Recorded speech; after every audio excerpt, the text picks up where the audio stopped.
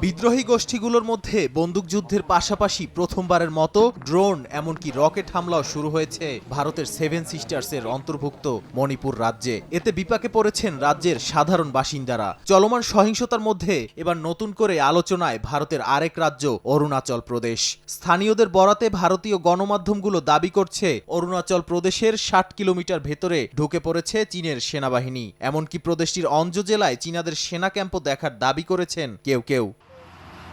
উত্তর পূর্বাঞ্চলীয় ভারতের কৌশলগত ৭টি রাজ্যের মধ্যে অন্যতম গুরুত্বপূর্ণ অরুণাচল প্রদেশ। চীন সীমান্তবর্তী হওয়ায় প্রদেশটি নিয়ে দিল্লির সঙ্গে বেইজিংয়ের দ্বন্দ্ব বহুদিনের। অরুণাচল প্রদেশকে দক্ষিণ তিব্বতের একটি অংশ হিসেবে দাবি করে চীন, তবে বেইজিংয়ের দাবিকে বরাবরই অযৌক্তিক বলে আসছে ভারত। সীমান্তে উত্তেজনা আরও জটিল হয়েছে চলতি বছরের মার্চে প্রধানমন্ত্রী নরেন্দ্র মোদীর অরুণাচল সফরে সীমান্তবর্তী সেলা গিরিপথে ১৩,০০০ ফুট সুড়ঙ্গ উদ্বোধনের পর। এরপরই রাজ্যটি নিয়ে আরও তৎপর হয়ে ওঠেন চীনা president Xi Jinping.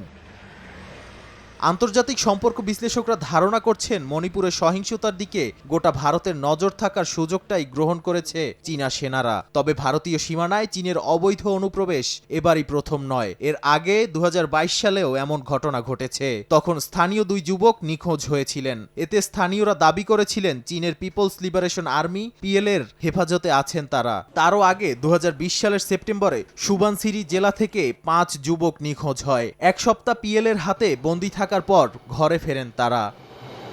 Nadim Marjan, সময় সংবাদ।